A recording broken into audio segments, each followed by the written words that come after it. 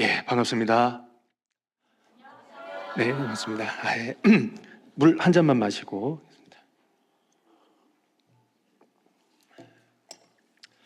네, 교사 마음이 합니다라는 제목으로 함께 하나님 은혜 나눴으면 좋겠습니다. 요즘에 참 주일학교 하면 어렵다라는 얘기를 되게 많이 합니다. 저도 많이 실감을 하는데요.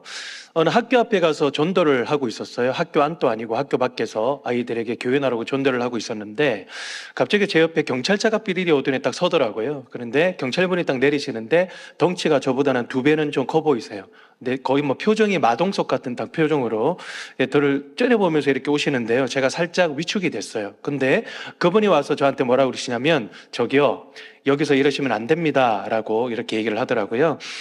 여러분 여기서 이러고 있는 건 뭡니까? 교회 나오라고 전도를 하고 있고 학교 안도 아니고 학교 밖에서 아이들에게 지금 전도를 하고 있는데 지금 공권력이 와서 지금 이래라 저래라 하는 상황이에요. 그래서 제가 할 말은 하기 때문에 그분의 눈을 똑바로 쳐다보고요. 저기요, 저는 목사고요.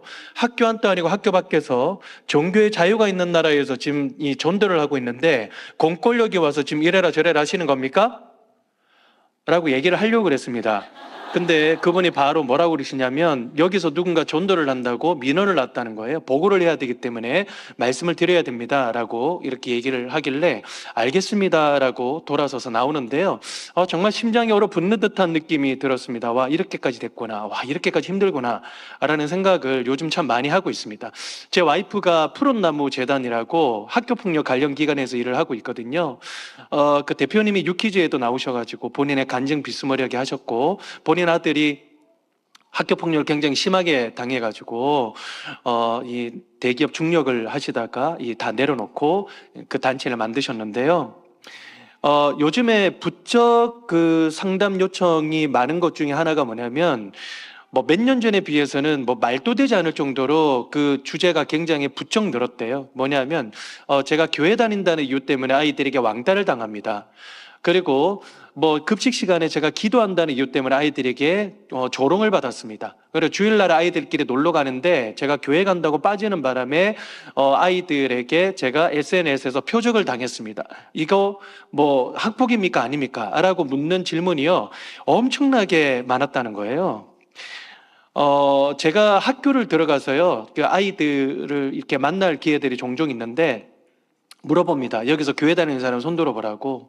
한 10년 전, 20년 전에는요, 거의 한 반 정도 손을 들 때가 있었거든요. 교회 다니는 아이들이. 근데 요즘에 많아봐야 3명입니다. 뭐, 보통은 한두 명 정도? 없을 때는 뭐 아예 없는 경우도 부지기수입니다. 바벨론 포로 시기가 성경 속에 있습니다만은 꼭 성경 속에만 있는 건 아니겠다라는 생각이 참 많이 들어요. 수적으로 봤을 때 절대적인 열세이고요. 어떻게 보면 역차별을 받을 수밖에 없는 구조로 가면 갈수록 짙어질 수 있다라고 저는 생각을 합니다.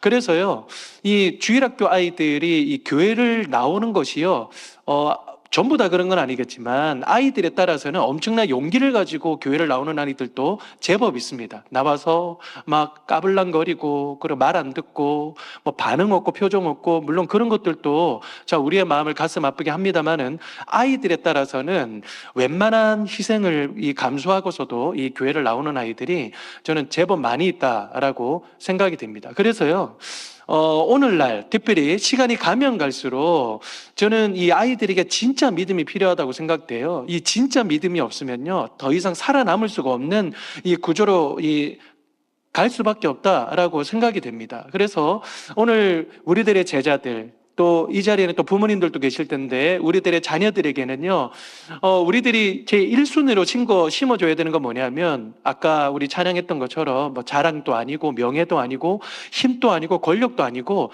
믿음이에요. 하나님을 향한 믿음이라고요.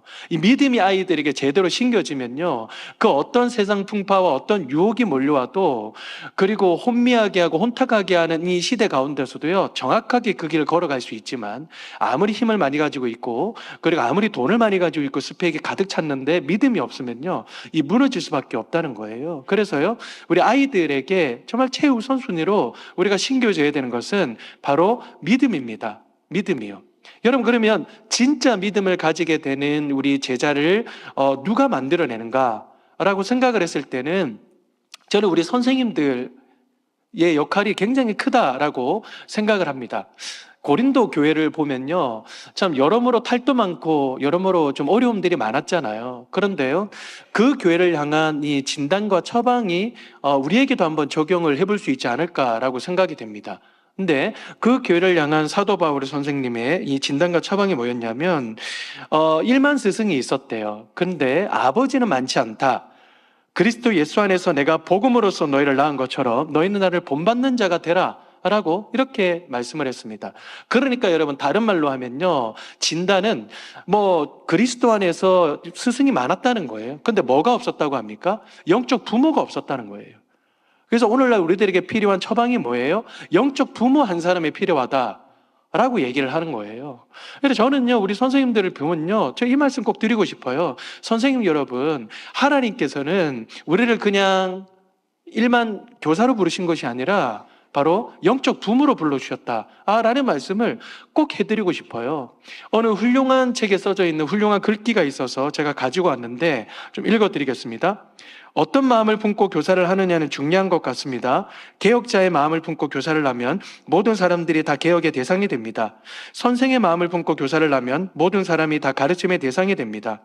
경영자의 마음을 품고 교사를 하면 모든 사람들이 다 평가의 대상이 됩니다. 그러나 영적 부모의 마음을 품고 교사를 하면 모든 사람들이 다 사랑의 대상이 됩니다. 여러분, 글귀가 멋있습니까? 아니면 멋있습니까? 멋있어야 됩니다. 예, 이 훌륭한 글귀가 써져 있는 책이 어떤 책이냐? 제가 쓴 책입니다. 저는요, 네, 감사합니다. 예, 네, 더 할 걸, 예. 그럼 제가 자꾸 이렇게 어깨 올라가잖아요. 예, 이 중요한 글귀가 저는 어디 있다라고 생각하냐면 마지막 글귀 있다라고 생각돼요. 그러나 영적 부모의 마음을 품고 교사를 하면 모든 사람들이 다 사랑의 대상이 된다라고 하는 것이죠.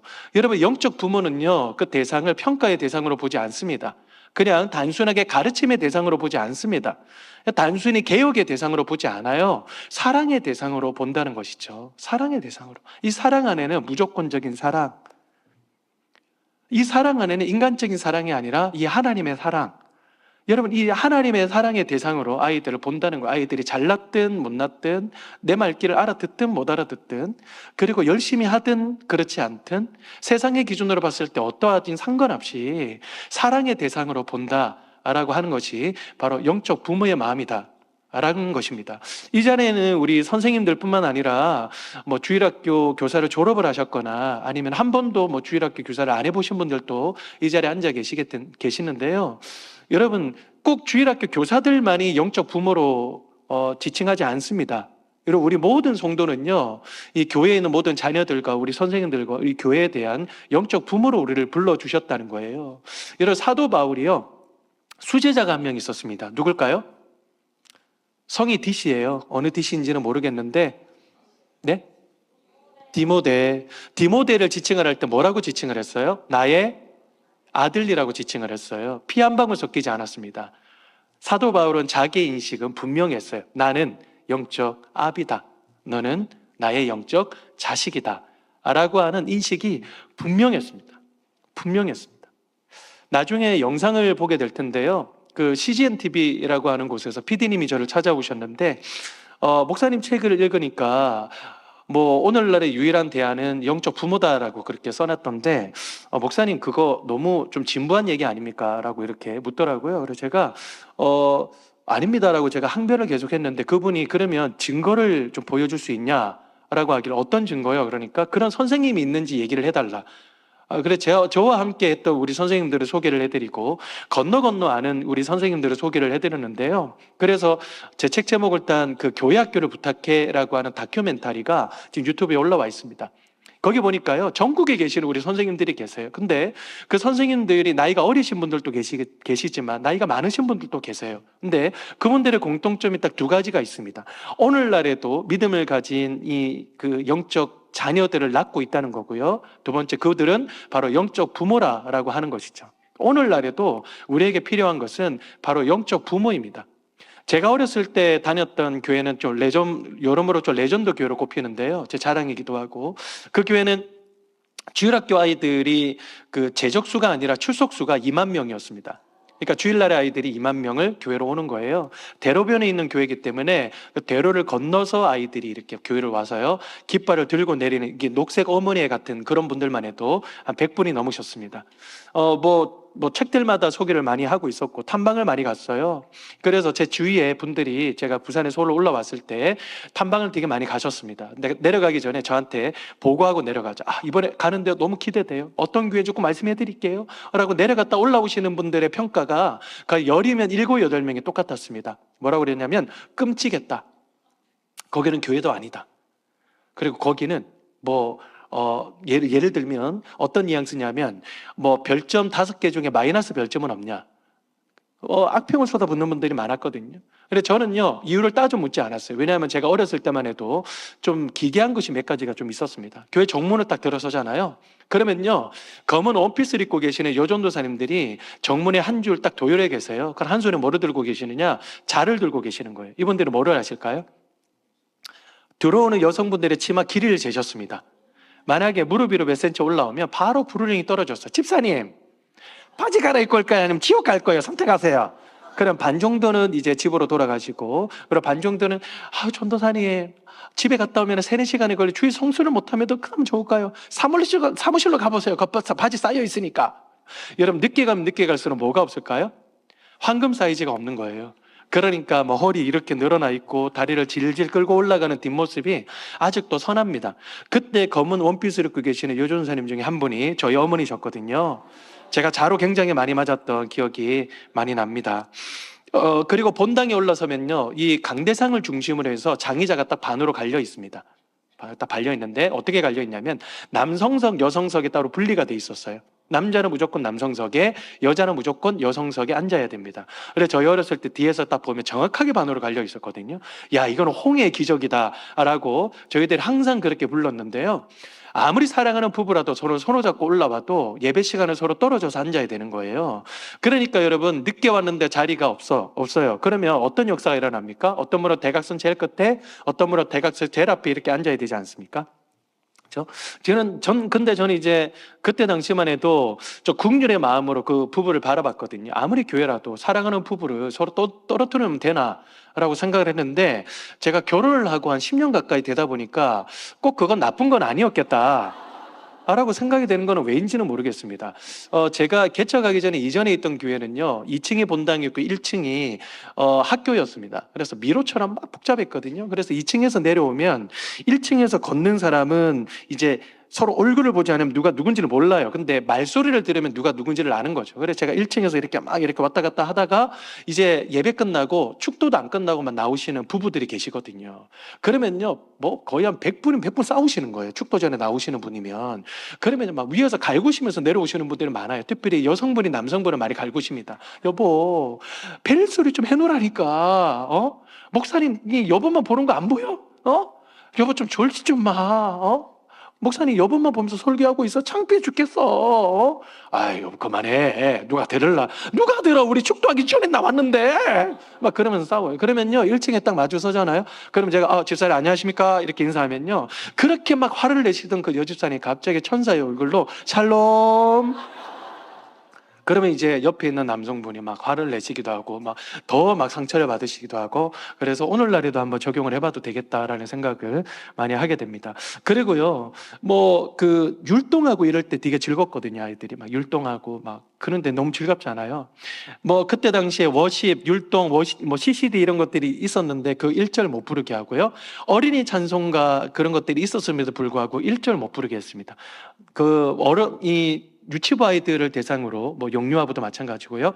어떤 찬송가를 부르냐면 어른 찬송가만 부르게 했는데 매주마다 놓치지 않고 했던 찬송가가 있습니다.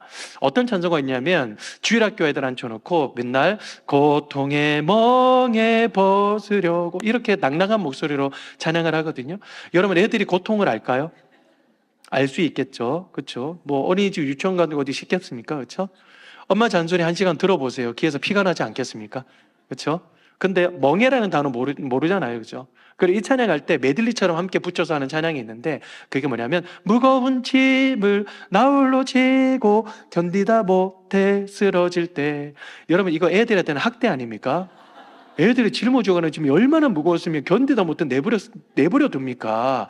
이거 이 할머니 할아버지들 들으면요, 이거 큰일 날 일이거든요. 내 손주 어떻게 난리도 아니잖아요, 그렇죠? 근데 이 부서별로 명물 선생님들이 한 분 계셨어요. 어떤 선생님이냐면 예배 시간에요, 막대기를 들고 다니시는 선생님이 계셨어요. 뭐를 하시느냐, 막 떠들거나 집중 못하거나, 그리고 그 장난친다 그러면 머리를 뽁 하고 내려치시는 선생님이었습니다. 근데 막대기가 대나무 막대기였거든요. 겉은 딱딱한데 안은 비어 있는 거예요. 머리를 딱 한 대 맞잖아요. 그런데 아파서 굴욕이다라는 것도 있는데 이 소리 때문에 더 굴욕이에요. 머리가 단단하면 단단할수록 더 청아하고 오묘한 소리가 예배 시간 내내 울려 퍼지는 거예요. 내내 울려 퍼지는 거예요. 예배 끝나고 나면요, 아이들끼리 3, 4, 5에 모여요. 그러면 은혜를 나누죠. 야, 내가 오늘 말씀을 통해서 은혜를 받았어. 내가 오늘 말씀을 통해서 새 삶을 결단을 했어. 내가 회개하기로 결단했어 라고 얘기하는 애들은 단 한 명도 없고, 야, 나 오늘 3대 맞았다. 나는 더블 6대 맞았어. 어떤 애는 나 2자릿수 맞았다 그러면서 장난을 치는 거예요. 그럼 그 다음 주일에 되면 어떤 역사가 일어날까요? 주여 말씀하시옵소서, 주의 종이 듣겠나이다 라고 하는 애들은 단 한 명도 없고, 주여 내려치시옵소서, 더 떠들고 더 싸우는 거죠. 여러분, 이 광경을 1시간 반 내지는 2시간 동안 보고 계신다고 생각해 보십시오. 얼마나 끔찍하시겠습니까? 얼마나 좀 이상하시겠습니까? 저한테 와서 그렇게 얘기를 하시는 분들에게 제가 늘 놓치지 않고 드렸던 말씀이 뭐냐면, 그랬지, 나도 그랬는데 내가 어렸을 때만 해도 그 교회 하면 부모님이 굉장히 많았어요. 부모님이 굉장히 많았어요. 근데 교회를 간다는 생각이 들기보다도 부모님을 만나러 간다는 생각이 늘 들었어요 라고 얘기를 했었습니다. 제가 유치부였을 때 문을 빼꼼 열고 들어서잖아요. 그러면 대각선 끝에 계시는 그 대학교 1학년 여선생님이었습니다. 그분이 저를 보자마자 정말 이 성난 황소처럼 막 코에서 콧김이 이렇게 막 부는 것처럼 막 뛰어오시는 거예요. 막 뛰어와가지고 제 손을 확 하고 낚아채세요. 그러면서 하시는 말씀이, 석원아, 너 어떻게 됐어? 이게 첫 마디예요. 어떻게 됐어? 보통 애들은 당황 되게 많이 하거든요. 이게 첫 마디가 너 어떻게 됐어? 거의 뭐 치조하는 거 아닙니까, 그죠? 그러니까 저는요, 자존심이 있으니까 뭐 어떤 거요? 그러면, 야, 너 지난주에 그 기도해달라 그랬잖아. 어떻게 됐어? 제가 어떤 기도를 부탁을 했는지 까마득히 잊어버렸어요. 제가 어떤 기도요? 그러니까, 야, 지난주에 너희 엄마 아프다고 기도해달라 그랬잖아. 어떻게 됐어? 어떻게 됐어? 마치요, 이 그 폼은 뭐냐면, 이 재수생이 이 대학 입시를 기다리는 것 같고, 그리고 이 취업 준비생이 취업 이 결과물을 기다리는 것 같은 그런 설렘과 들뜬 마음으로 저를 내려다 보시는 그 눈빛이 아직도 선해요. 근데 제가 기도 부탁한 거는 까마득히 잊어버렸는데, 낳은 거는 팩트잖아요. 낳으셨는데요? 라는 말이 딱 떨어진가 동시에 제 손을 꼭 붙들고 펄쩍펄쩍 뛰시는 거예요. 펄쩍펄쩍 뛰시면서, 석원아, 너무 감사하다. 내가 하나님께 얼마나 기도했는지 몰라. 하나님 내 기도 응답해 주셨다. 너무 감사하다. 너무 감사하다. 그러는데요, 그때 그 실루엣이 지금으로부터 35년 전이거든요. 근데 아직까지도 잊혀지지가 않습니다. 고스란히 제 가슴속에 남아있어요. 예배 끝나고 나서요, 제 손을 꼭 붙들고, 석원아, 예수님이면 된다. 예수님은 충분히, 알았지? 힘든 일 있으면 기도하거라. 그럼 날 찾아와라. 내가 널 위해서 기도해 줄게, 알았지? 그래, 제 손을 꼭 붙들고 내가 기도해 줄게 라고 이렇게 막 기도하는데요, 어떨 때는 이제 어른 시간으로 한 20분 정도를 기도를 해주시는 거예요. 여러분, 이거 어른한테 20분, 애들한테 200분이잖아요. 그 젊은 분이 왜 이렇게 융통성이 없으셨던지. 다른 반은 막 10분 전에 일찍 끝나가 나가가지고 막 전두기 연탄불에 구워 먹고 막 그래. 예, 저는 구석기 시대를 살았습니다. 여러분들은 인덕션에 구워 드시기를 바랍니다.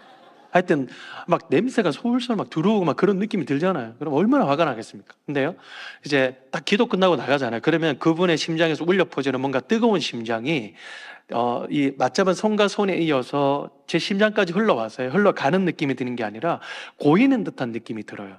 그래서 예배를 끝나고 딱 교회를 나서잖아요. 그러면 뭔가 이 부모님을 떠난다라고 하는 그런 느낌이 드는 것처럼 그냥 와 하고 이렇게 다가오는 거죠. 와 하고 동네를 다니다 보면요, 석원아, 석원아, 힘내라, 힘내라. 예수님이면 돼. 알았지? 알았어? 힘내라, 힘내라. 누구세요? 누구신데요? 야, 너랑 같이 교회 다니는 사람이야. 나 다음에 보면 아는 척 해줘. 그 다음 또 만나. 야, 석원아, 힘내라. 야, 예수님이면 된다. 누구세요? 지난주에 인사했잖아. 교회 다니는 사람이야. 제가 그 교회의 강점을 하나 제가 발견을 한다면 그거예요. 모든 선생님들이 영적 부모이시고 모든 전 성도들이 다 이 영적 부모이세요. 그렇죠? 아이들의 이름을 웬만한 몇 명은 다 알고 계시는 것 같아요. 어느 설문조사 결과인데요. 주일학교 교사뿐만 아니라 교사 외에 교회에 있는 어른들이 그 아이들의 이름을 아는 분이 두세 명이 늘어날수록 이 아이들은 교회 정착할 확률이 굉장히 높아진다고 합니다. 그리고 이 아이들은 자기 입에서 이분들의 하나님이 바로 나의 하나님입니다 라고 고백할 확률이 굉장히 높아진다 라고 하는 것이죠. 그래서 우리 이 자리에 앉아 계신 우리 선생님들은요, 여러분들에게는 사명이 있어요. 뭐냐면 진정한 영적 부모이신 하나님과의 만남을 매개하는 그런 역할과, 그리고 교회의 어떤 영적 부모라고 할 수 있는 어떤 성도들과 아이들 계속해서 이렇게 연결시켜주고 잘 인사시켜드리게 하는 거. 그리고 얘는 제 제자예요. 이렇게 데려가서 이렇게 인사드려. 그러면 10,000원짜리 하나 주실 거야.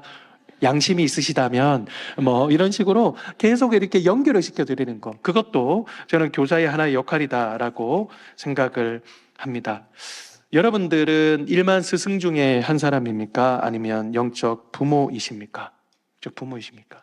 제가 그때 정말 그 새벽 예배, 그리고 금요철야 예배, 수요 예배, 뭐 부흥회, 뭐 1부 예배, 2부 예배, 3부 예배, 하여튼 뭐 할 수 있는 대로 뭐 정말 신실하게 자원하는 마음으로 늘 예배에 끌려다녔거든요. 저희 엄마가 전도사님이시니까. 근데 저는 항상 누구 뒤에 앉아서 예배를 드렸냐면 그 선생님 뒤에 늘 앉아서 예배를 드렸어요. 이 선생님이 어떤 모습으로 예배를 드리는가 너무 궁금했어요. 그래서 그분 뒤에 이렇게 늘 앉아서 나름 CCTV 역할을 제가 했었는데요. 그분이 이렇게 이 예배를 드릴 때 특징이 하나 있어요. 그게 뭐냐면 이 노트를 항상 펴놓고 이렇게 예배를 드리시더라고요. 그래서 노트 이렇게 펴놓으시는데 노트가요, 여러분 그 종이에 침이 많이 튀면 바싹하고 이렇게 이 마르는 거 아시죠? 엠보싱 같은 느낌 아는 척 해주세요, 여러분. 아밀라제로 충만할 때 느낌이 있잖아요, 여러분. 이런 엠보싱 같이 이렇게 있는데 뭔가 넘길 때마다 바사삭 하는 그런 소리, 바삭하는 소리. 그런 소리가 이렇게 날 정도로 이렇게 굉장히 침이 많이 튀었다는 거는 뭐 거기서 뭐 치킨을 드셨겠습니까? 설마. 그렇죠? 그냥 이렇게 기도를 많이 하셨으니까 침이 튀셨겠죠. 근데 아이들 이름이 빼곡 적혀 있어요. 제가 아는 아이들의 이름, 제 이름도 있죠. 누구 이렇게 막 써져 있어요. 기도 제목이 막 써져 있어요. 막 이렇게 써져 있어요. 근데 기도를 하시는데요, 늘 잊지 않고 하셨던 기도, 그때 당시에는 제가 무슨 뜻인지 몰랐거든요. 근데 그때 그 기도가 제가 사역을 시작하러 가면서 지금까지도 저의 영성을 사실 그 형성을 했던 기도 중에 하나입니다. 그분이 어떻게 기도하냐면, 주님, 짐승들도 지 새끼를 잃어버리면 울부짖는데 영적 부모인 저에게 나의 자녀들을 위해서 기도할 때 눈물이 나지 않는다면, 가슴이 아프지 않는다면 제가 어찌 영적 부모라고 할 수 있겠습니까? 저는 연소한 자입니다. 대학교 1학년 여선생님이라고 했잖아요. 지금 대학교 1학년 선생님 계시죠? 십수 하신 분 말고, 오수, 십수 뭐 이런 거 하신 분 말고 그냥 현역으로 바로 올라오신 분들 계시죠? 여러분, 제 입장에서는요, 그분들 어린 애거든요. 지난주에 고등부 했잖아요. 그렇죠? 근데 그 갸냘픈 이 대학교 1학년 여선생님이 뭐를 안다고요? 그런데요, 막 열심히 기도하셨던 기억이 나요. 연수한 저에게 하나님 아버지의 마음과 눈물을 달라고 막 그렇게 기도하셨던 거예요. 그래서 제가 그때 선생님 너무 커 보였어요, 진짜. 너무 커 보였어요. 이 자리에 정말 아이들의 이름을 놓고 정말 아이들을 눈물로 기도해 보신 분들은 아마 공감하실 겁니다. 여러분들의 심령 가운데 인간적인 마음이 아니라 하나님 아버지의 마음이 계속해서 차오르고 계신다는 사실을 공감하시죠? 그렇죠? 아마 다들 공감하실 것입니다. 여러분, 이건 제 말이 아니고요. 여러분, 누가 떡을 달라 하는데 돌을 줍니까? 여러분, 누가 생선을 달라 하는데 뱀을 줄 자가 있겠냐고요. 하나님 아버지 이름으로 나아가는 자들마다 하나님께서 성령으로 우리에게 부어주지 않겠느냐라고 말씀하시지 않습니까? 그래서 하나님 아버지의 마음을 부어달라고, 그리고 이 제자들을 위해서 기도할 때 하나님 정말 영적 부모로서 이 아이들을 위해 기도합니다. 막 열심히 그렇게 기도하기 시작하면 우리를 통해서 하나님 아버지의 마음이 아이들에게 흘러가지 않겠느냐고요. 여러분 결국 그 마음을 느끼고 경험을 할 때 여러분 이 아이들이 진정으로 믿음을 가지게 되는 거 아닙니까? 제가 증거를 말씀드릴까요? 증거 필요하세요? 필요하시죠? 증거가 여러분들이세요.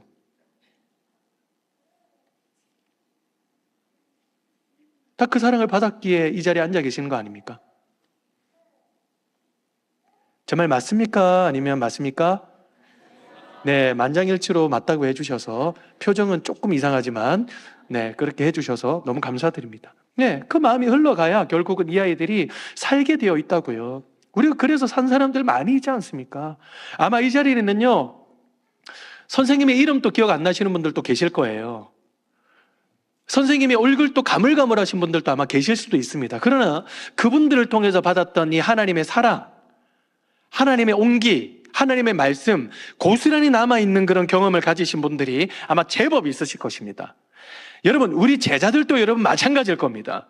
우리를 통해서 은혜를 주셨던 그것이 아이들에게 흘러갔을 때 여러분 이 아이들은 그것이 고스란히 고여서 이것이 아이들을 떠나지 않게 하고 떠났더라도 다시 돌아오게 만드는 이 힘으로 작용을 한다는 거예요. 그렇죠? 여러분 영적 부모로서의 마음은요, 저는 한마디로 요약을 한다라고 하면 저는 이렇게 한번 표현을 해보고 싶습니다. 아이들에게 꼭 필요한 사람이 되는 것이라고 저는 말씀을 드리고 싶습니다. 제가 이 말씀을 안 드리려고 그랬는데 우리 전국에 계시는 우리 선생님들에게 설문조사를 한번 해본 적이 있거든요. 근데 선생님들이 언제 힘드세요? 라고 이렇게 물어봤을 때요, 이렇게 답변들을 많이 해주셨어요. 학생들과 부모님이 나를 좋아하지 않는다고 느낄 때, 학생들과 부모님이 전화를 해도 받지 않고 답이 없을 때, 시간과 물질을 들여 맛있는 것을 사줬지만 고마워하지 않을 때, 내 믿음이 부족하다 느껴질 때, 내 삶의 문제로 힘들고 지칠 때, 특별히 네 번째, 다섯 번째가 많았습니다. 내 믿음이 부족하다 느껴질 때, 그리고 내 삶의 문제로 힘들고 지칠 때, 나도 요즘에 옳게 기도 못하고 옳게 내가 말씀도 제대로 못 듣고 못 읽는데 내가 어떻게 아이들에게 말씀을 가르치는 교사로 설 수 있겠나, 차라리 내가 비켜서 주는 게 아이들에게 도움되는 것 아니겠나 라고 생각을 하시는 분들이 많이 있다는 거예요. 그리고 다섯 번째, 내 삶의 문제로 힘들고 지칠 때, 나도 요즘에 사는 게 버겁고 힘들고 기도할 힘도 없는데, 나도 요즘에 문제가 한두 가지가 아닌데 내가 무슨 이 아이들을 가르치고 돕는다고 이 자리에 앉아줄 수 있겠나 라고 생각을 하면서 이제 그만두려는 분들이 제법 많이 있다는 거예요. 여러분, 지금까지 얘기를 하셨던 이런 분들의 공통점이 있습니다. 그게 뭐냐면 모든 초점이 다 자기 자신에게 맞춰져 있다는 거예요. 왜 이렇게 고맙다고 얘기를 안 하지? 왜 이렇게 저 부모님은 퉁명스럽게 대답을 하지? 왜 이렇게 저 부모님은 협조를 안 하지? 왜 이렇게 얘네들은 고마워하지 않지? 나는 믿음이 적지? 왜 이렇게 문제는 꼬여가지? 모든 초점이요, 다 선생님 자기 자신에게 초점이 맞춰져 있다는 거예요. 그런데 어느 영성학자가 예수님의 사역 비밀에 대해서 소개를 했는데요, 한마디로 요약을 하는데, 예수님은 모든 사역의 초점이 자기 자신에게 맞춰져 있는 게 아니라 본인이 섬기는 사람들의 진정한 필요에 초점이 맞춰져 있더라 라고 이렇게 얘기를 하는 것이죠. 그러니까 무리에게 어떻게 하면 복음을 전할 수 있을까? 그 무리 안에는요, 예수님을 잘 따르는 사람들만 있는 것이 아니라 예수님을 버리는 사람들도 있었고, 예수님을 미워하는 사람도 있었고, 또 예수님을 어떻게 하면 함정에 심지어는 죽일 수 있을까라고 모의했던 사람들도 있었지만 예수님은 다 아셨습니다. 그럼에도 불구하고 끝까지 그들에게 복음을 전하셨던 것은 그들에게 꼭 복음이 필요한 것이었기 때문에 그들에게 전하셨다라고 하는 것이죠. 예수님은요, 전날까지만 해도 세계 최정상급의 아이돌급의 인기를 누리셨습니다. 온 동네에서 예수님 만나려고 몰려들었거든요. 사람들이 피곤해서 자고 있을 때 새벽 미명에 일어나셔서 기도하시지 않으셨습니까? 여러분, 기도의 모든 초점이 나중에 말씀드리겠지만 어디 있었어요? 다 본인이 섬기는 그 영혼들의 진정한 필요의 초점이 맞춰져 있더라라고 하는 것이죠. 제가 먼 지역에 그게 좀 제법 1년 좀 넘었습니다만은, 제가 그 KTX를 타고 내려갔습니다. 한참 내려가고 있는데요, 강명역에서 탔는데 이 천안역 정도에서 사람들이 막 타고 있더라고요. 제 옆자리가 비었어요. 근데 이 누군가 이렇게 타기 전에 비어 있을 때는요, 제 마음에 소원이 하나 있습니다. 그게 뭐냐면, 제발 내 옆에는 내 또래 남성분은 안 앉으셨으면 좋겠다라고 하는 것이 제 소원입니다. 늘 기도는 안 합니다. 근데 제 소원인데요. 왜냐하면 이 제 또래 남성분이 앉으시면 미묘한 신경전이 있어요. 누가 먼저 팔걸이를 점령할 것이냐, 막 이런 신경전이 있고, 그리고 남성분들 중에 다리를 쩍 벌리고 가시는 분이 계시거든요. 쩍벌남이라고 그러지 않습니까? 그럼 저는 겸손해야 되기 때문에 다리를 오므리면서 1시간 반 내지는 2시간 동안 가야 되는데요. 교회 도착하면 거의 설교 끝난 것 같은 피로감이 막 몰려옵니다. 되게 피곤해요. 근데 천안종에도 누가 이렇게 앉으시는데 저의 바람과는 정반대의 분이 앉으시더라고요. 저보다 덩치가 훨씬 크신 분이 이렇게 딱 앉으시는데 정장을 입으셨습니다. 딱 앉으시면서 제가 팔걸이에 팔을 걸고 있었거든요. 그런데 이분이 저의 팔을 밀어내시더라고요. 이렇게 먼저. 정말 기분이 나빴습니다. 근데 다리를 쫙 벌리시는데 제가 바로 그냥 오므라졌습니다. 그리고요, 담배 냄새가 훅 하고 밀려오더라고요. 여러분, 평상시에 담배를 안 태우시는 분들이요, 담배 냄새가 더 역하게 느껴진다 그러잖아요. 저는 평상시에 담배를 안 태우거든요. 네, 믿음을 가져주세요. 네, 야유하시는 분들은 뭐예요? 네, 하여튼, 그래, 너무 역한 거예요. 밀려났죠? 그리고 겸손하게 쭈그리가 됐죠? 담배 냄새가 코로 계속 때리죠? 근데 그분이 패드를 딱 여시는데, 그때 넷플릭스로 뭐를 보시는데요. 더글로리라고 하세요? 그거를 보시는 거예요. 복수하는 거잖아요. 근데 헤드셋을 딱 쓰신 거예요. 헤드셋을 쓰셨는데, 귀가 좀 안 좋으신가 봐요. 볼륨을 최대로 올려가지고 이렇게 들으시는데, 옆에 다 들리는 거예요.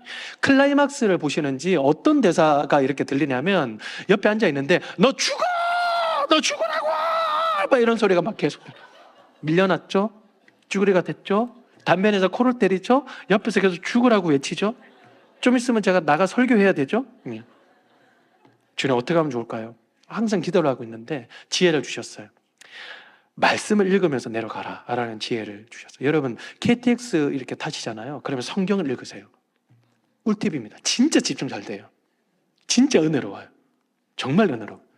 네, 제가 왜 그런지 말씀을 드리겠습니다. 특히 시편 말씀 제가 추천드리겠습니다. 꼭 성경 읽으세요. KTX 타고 내려갈 때. 예, 알겠습니다. 근데 제가 창가에 앉아 있었고 가방이 저 위에 있었거든요. 이분이 다리 쫙 벌리고 이렇게 막 이렇게 보는. 그래서 제가 옆에 분을 쫙 쳤어요. 툭툭 치니까 이렇게 옆에 있는 사람이 누군가를 칠 일은 거의 없잖아요, 보통은. 근데 클라이막스에서 이렇게 툭툭 치니까 이 사람이 보다 깜짝 놀라더라고요. 그래서 그러니까 제가 위에 가방에서 뭘 꺼내야 되는데요. 제가 주문을 하겠습니다. 그러니까 이 사람이 가만히 있더라고요. 다리를 오므려줘야 돼, 안 오므려주더라고요. 제가 다리를 쭉 밀면서, 쭉 그런 느낌 아닌 느낌 아시잖아요. 쭉 밀면서 이제 손을 팍 뻗어가지고 그 위에서 이렇게 가방에서 이렇게 주섬주섬 해가지고 성경책을 자꾸 열고 이거 성경에서 쭉 내렸습니다. 근데 이 사람이 이렇게 그 패드에 딱 고정돼 있다가 갑자기 하늘에서 성경책이 내려오잖아요. 그러니까 이 사람의 시선이 성경책에 딱 고정해서 이렇게 쭉 내려오더라고요. 쭉 내려오더라고요. 쭉 내려오는데 옆에까지 이렇게 따라오는 걸 제가 느꼈습니다. 그래서 제가 성경책을 딱 하고 펼치고 있는데 때마침 제가 어디를 읽고 가고 있냐면 요한복음을 읽고 가고 있었거든요. 근데 요한복음 13장 1절이었습니다. 요한복음 13장 1절 말씀을 딱 읽었어요. 근데 눈물이 콸콸콸 쏟아지더라고. 요한복음 13장 1절 말씀이 어떤 말씀이죠? 예수께서 유월절 전에 이 세상을 떠나 아버지께로 돌아가실 때가 이런 줄 아시고 자기 사람들을 사랑하시되 끝까지 사랑하시니라 라고 그렇게 하지 않습니까? 그럼 칼칼칼칼 울었어요. 눈물이 계속 흘렸어요. 나중에는 고장난 수도꼭지처럼 눈물이 계속 흐르는 거예요. 여러분, 너무 울다 보면 들숨 날숨이 얽히는 거 있잖아요. 더 심각한 사람 뭐냐면 제 옆에 앉아있는 그 사람입니다. 하늘에서 성경책이 내려오더니 정장 입은 갑자기 옆에 앉은 그 사람이 성경을 펼치면서 눈물을 흘리는 거예요. 남성분이. 그런데요, 나중에는 들숨 날숨이 얽힐 정도로 엄청나게 우는 거예요. 그러니까 이 사람이요, 패드를 딱 보다가 막 이러더라. 또 옆에서는 제가 이상한 패드를 좀 덮어라 이 양반아 라고 제가 얘기를 하고 싶었지만 계속 너무 심각한 것을 감지를 했는지 패드를 딱 덮더라고요. 그리고 이 겸손하게 다리를 오므리더라고요. 그리고 겸손하게 이제 등받이에 등을 붙이고 주무시면서 가시더라고요. 제가 마음속으로 뭐라고 고백을 했냐면, 주여 제가 말씀으로 무찔렀나이다. 제가 그렇게 고백을 했는데, 제가 왜 그 말씀으로 그렇게 눈물이 났을까요? 예수께서 유월절 전에 이 세상을 떠나 아버지께로 돌아가실 때 그 때를 아셨다라고 했습니다.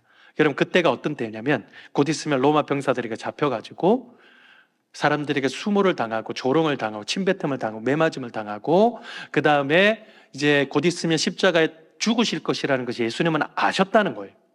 여러분, 우리는 고난의 길이 얼마나 무서운 길인 줄을 모르면 그냥 갈 수 있어요. 근데 알면 절대로 그 길을 못 걸어갑니다. 절대로 그 길을 못 걸어가요. 군대 제대하신 분들 계시죠? 악몽 많이 꾸신다 그러거든요. 저도요, 제대하고 나서 악몽을 한 1년 정도에 꿨어요. 그래서 제가 제대하고 나서도 기숙사에 살았는데 막 옆에 있는 사람들이 이렇게 몰려올 정도로 막 소리를 질렀어요, 진짜. 무슨 일이야? 그러니까 제가 꿈이었고 막 그랬었어요. 왜냐하면 제가 원래는 군대를 안 가도 되는 사람이었거든요. 좀 팔에 좀 어려움이 있어서. 근데 원래는 공익이었는데 27살에 법이 바뀌어가지고 27살에 짝대기 하나 달고 현역으로 끌려갔습니다. 근데 저보다 7살 어린 애들이 다 저보다 선임이더라고요. 맞기도 많이 맞고요. 조롱도 많이 받았어요. 여러분 생각을 해보세요. 중학교 1학년 아이가 유치원생한테 맞는다고 생각을 해보세요. 그 얼마나 비참한지 몰라. 그 당당해보면 모르는 거예요. 그래서 제대하고 나니까 그게 너무 끔찍한 거예요. 모를 때는 끌려가요. 근데 알면 끌려가는 게 악몽이 되는 거예요.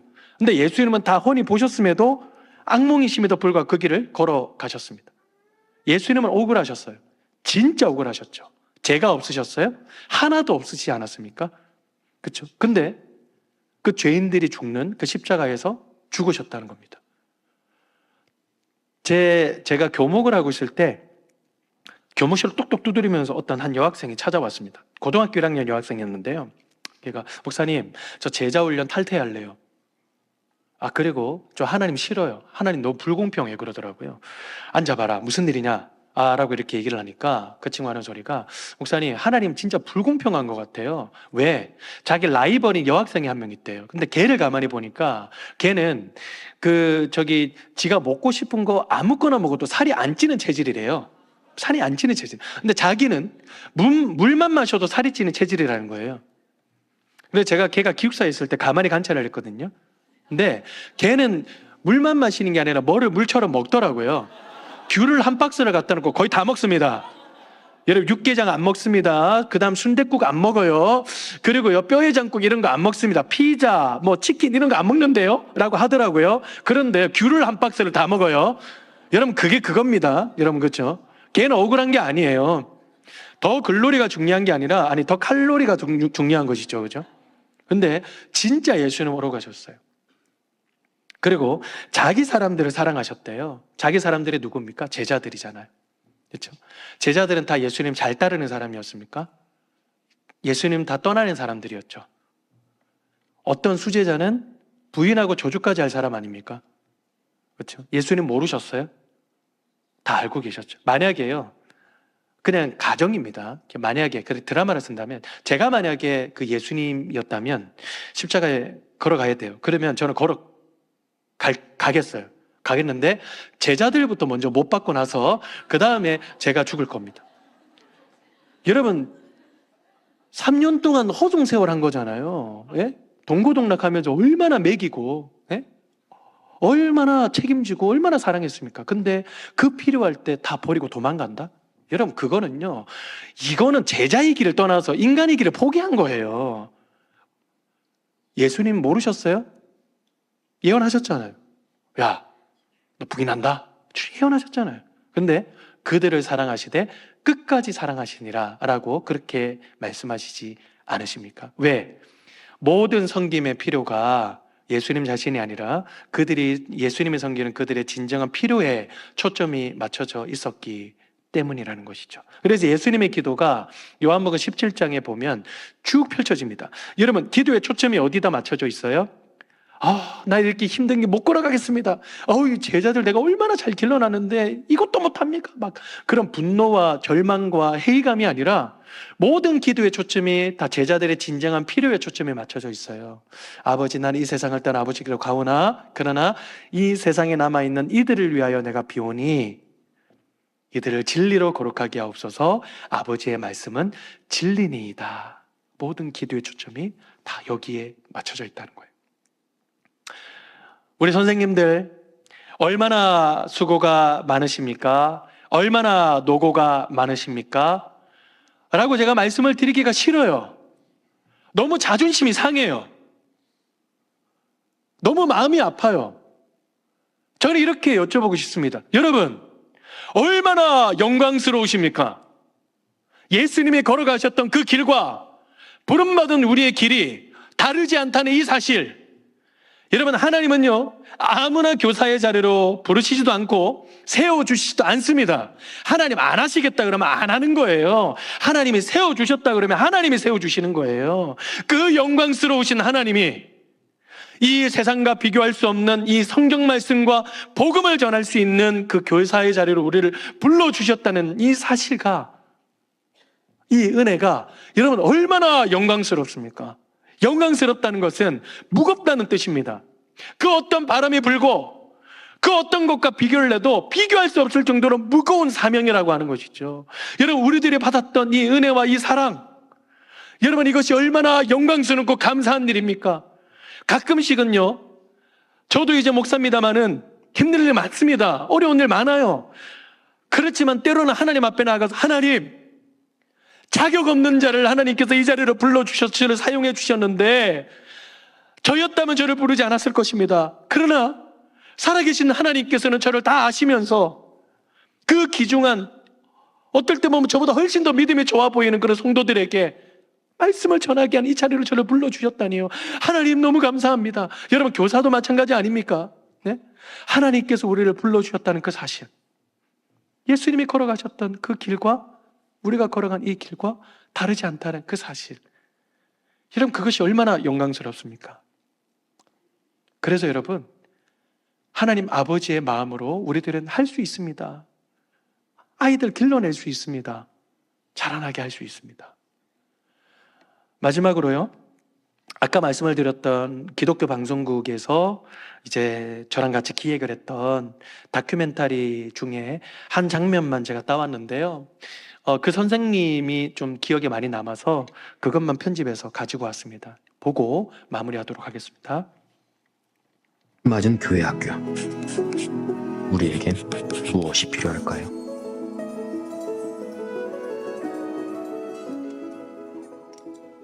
주일 아침 예쁜 앞치마를 맨 선생님들이 아이들을 맞을 준비에 한창입니다.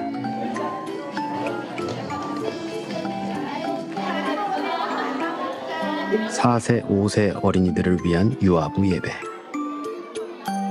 처음 부모님과 떨어져 예배를 드리는 시기죠. 네. 아, 그래요? 옷이 안 되는데. 그랬나 보자. 아빠 같이 있을게. 응. 아빠 잠깐 화장실 갔다 오세요. 네, 화장실 갔다 올게. 빨리 오세요. 네네. 네. 금방 빨리 올게. 오세요. 곽영미 권사는 이 교회 유아부 베테랑 교사입니다. 하나님, 오늘도 우리 유민이가 예쁘게 차려입고 하나님 앞에 예배 드리러 왔어요. 유아부 교사들은 아이들의 눈높이에서 함께 예배하고 말씀을 가르칩니다.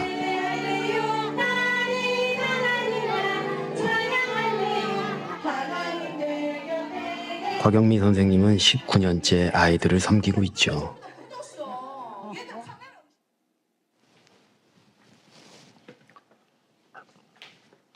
평소에는 남편과 아들을 챙기고 집안을 돌보는 평범한 가정주부.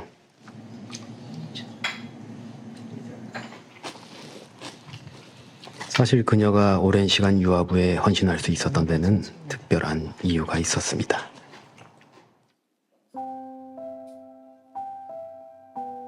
큰아이가 다리가 아프다는 거예요. 그래서 저는 작은 병이라 생각하고 하나의 그냥 성장하는 과정에 있었던 그 병이라 생각하고 작은 병원에 갔던 거예요. 그랬더니 의사 선생님이 하시는 말씀이 사진을 보여주면서 소견 써서가 대학병원에 가라는 거예요. 종양이다.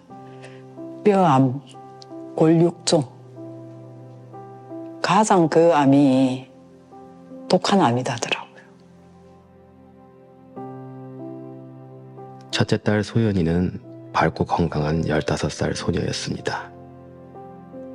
하지만 갑작스런 암발병으로 소연이와 가족의 평온했던 일상은 한순간에 무너졌죠. 고통이 심해가지고 계속 진통제를 달라고 할 때, 밤낮으로 달라고 소리를 지를 때 하나님 어디 계시노? 하나님 계시면 내가 15살까지 살았 내가 무슨 죄가 많다고 이런 병을 겪어야 되나? 투병을 이어가던 소연이는 결국 하나님 품으로 떠났습니다. 자식을 가슴에 묻은 채 슬픔 속에 잠겨있던 곽영미 선생님을 위로한 건 딸이 남긴 마지막 일기장이었습니다. 천국에서 만나자고. 눈물도 고통도 아픔도 없는 천국에서 엄마 아빠와 동생 가족들을 만날 것을 기대하고 가겠다고 어릴 때 선교원에 제가 보냈거든요. 그러면서 거기서 이제 복음을 들었던 거예요. 천국 가는 길은 믿음으로 가는 나라, 돈으로 가는 나라도 아니고 그때 들었던 그 복음이 야애한테 이제 작동하기 시작한 거예요. 저한테 오히려 자기는 천국에 유학 간다고 했어요. 잠시 엄마 떨어져 있는 것 뿐이다. 내가 유학 갔다면 엄마 만날 수 있잖아. 그러면서 엄마가 오면 만날 거니까 그렇게 기다리겠다고. 저는 거기서 제 위로를 다 받았지요. 얼마나 마무리를 이쁘게 잘해주고 간지 모릅니다. 자, 선생님, 자, 겸이는 여기. 아직 말도 잘 통하지 않은 어린아이들에게 복음을 가르치는 것이 과연 효과가 있을까 의문을 가지는 사람들도 있을 겁니다. 선생님이 선택해 줄 거야. 자, 이게 뭐야, 이거? 이거 봐. 아까 우리 전도사님 이게 뭐였어? 물이 있어, 없어? 물이 없지? 알았지? 하지만 이해하지 못하는 것 같아도 아이들은 다 듣고 기억한다는 것. 이렇게 자꾸 그리고 천국의 소망은 어른아이 할 것 없이 모두에게 있어야 한다는 걸 그녀는 누구보다 잘 알고 있죠. 챙기게 해주세요.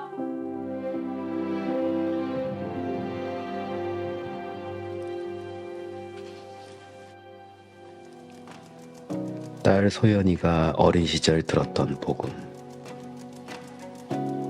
그 복음을 아이들에게 전하는 것은 곽영미 선생님의 평생 사명이 되었습니다.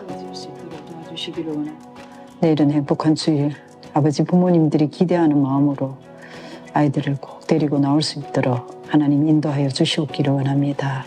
주님, 바쁜 일 생기더라도 아이들을 꼭 다 데리고 나올 수 있도록 주님께서 그 마음을 열어주시고, 아이들 첫째 순수하거든요. 그 깨끗한 영혼에게 예수님을 심어야 되니까. 사랑을 준 만큼 얘들도 저를 사랑합니다. 저 사랑받고 있거든요, 그 아이들한테.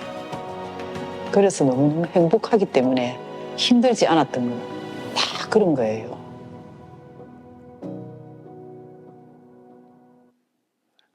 이 선생님이 교사를 하시게 된 계기 중에 하나가 본인의 딸이 그런 사고를 당하게 되었고, 마지막에 하늘나라 올라가기 전에 썼던 그 일기장, 천국은 믿음으로 가는 나라, 돈으로 가는 나라도 아니고 힘으로 가는 나라도 아니고, 근데 그거를 이름도 얼굴도 기억나지 않는 성교원 어느 선생님으로부터 그를 받았던 그 복음이 고스란히 남아 있었다라고 하는 것이죠. 그래서 그 한 가정을 살리게 되는 결정적인 계기가 되었다라고 얘기합니다.